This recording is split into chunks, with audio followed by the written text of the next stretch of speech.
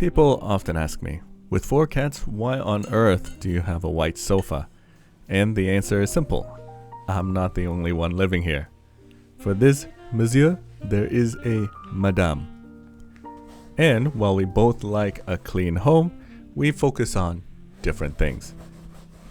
She focuses on form, making it cozy and bright. And I focus on the function, making sure it survives. When we moved in, she made it very clear that her aesthetic was going to win.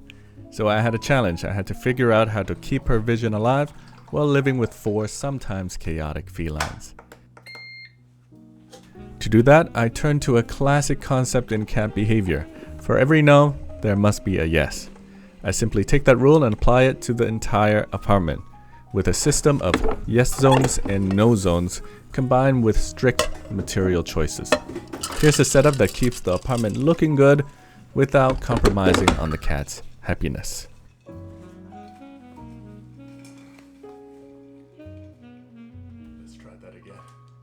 Rule number 1 for a small apartment: the best way to keep your cats off the counters and not breaking anything is to make the living room better than the kitchen. We treat the living room as the ultimate yes zone. In a small apartment, the living room naturally blends into the dining and kitchen areas. For safety and of course sanitary reasons, we would like to keep the cats away from where we cook, eat, and where the more sensitive items are. So notice how all the high value cat items is more centralized. By putting the sofa and cat pole and other cat items right here in the living room, I draw their traffic away from the soft no zones, being the kitchen and dining area. This sets this area as a behavioral magnet. But of course, because this is the yes zone, everything here has to be relatively cat-proof. This sofa here is in the blast radius. It has taken the daily wear and tear and messes of 4 cats and 2 butlers in these past 3 years. Even if they don't scratch it intentionally, they'll still launch off of it during zoomies and playtime, and that is why material choice is critical. This sofa is just a synthetic suede material that resists water, stains, and of course claws. Whether you go with this, real suede, velvet, or microfiber, the goal is the same. You want a fabric that releases fur easily and allows you to have a sofa that actually survives real life.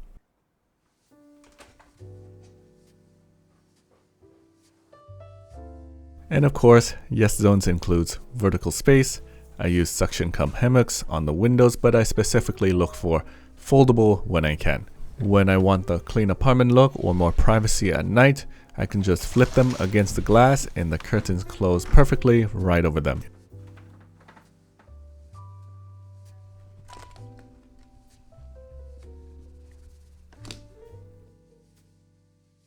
Now, staying in the living room, we have to talk about management. In a small apartment, the living room is often the relaxing area and the workspace. But nothing ruins a cozy vibe faster than work clutter, laptops, cables, and notebooks left out on the table. That's why my rule for this room is simple. If it takes up floor space, if possible, it should have hidden storage.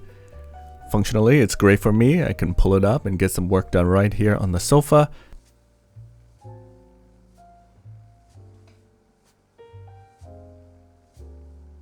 But the real win is the reset. When I'm done, I don't leave my sensitive gear for the cats to step on or knock over or use as toys.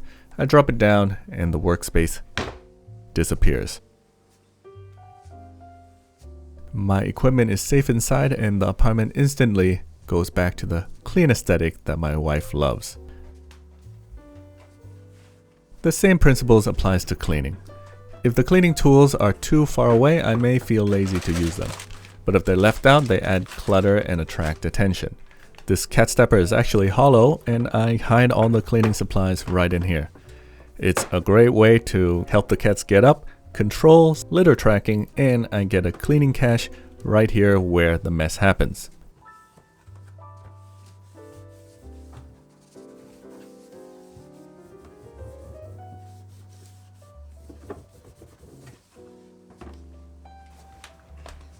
Finally, we lock down safety. Loose cables are a huge trigger for bad behavior because to a cat, A dangling wire looks like a toy, especially when they're young. By using cable sleeves or tucking everything inside a cable box organizer, the space can look clean and we remove the temptation to play with them entirely.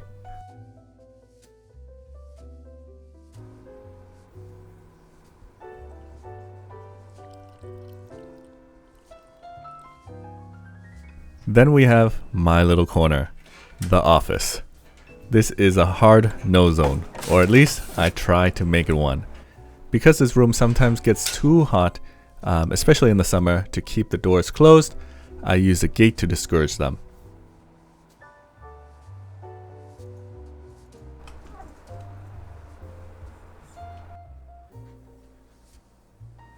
Now is it perfect? Nope. One of my cats is persistent enough to get over it, but it is enough to deter the others. Because I know they might get in, I had to set myself up for success. I used to love leather office chairs, but buying leather with cats around is just setting yourself up for disappointment. Since then, I've always chosen mesh chairs. It's not as fun to scratch for the cats, it doesn't hold fur, and it wins the test of time against cats every single time. Now, being real, this setup isn't perfect.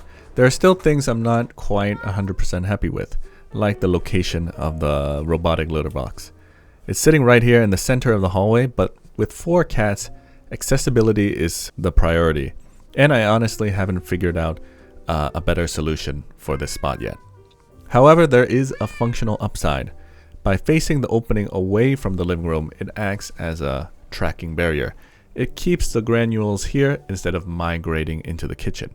So for now it stays. It's a reminder that designing a multi-cat home is a constant work in progress.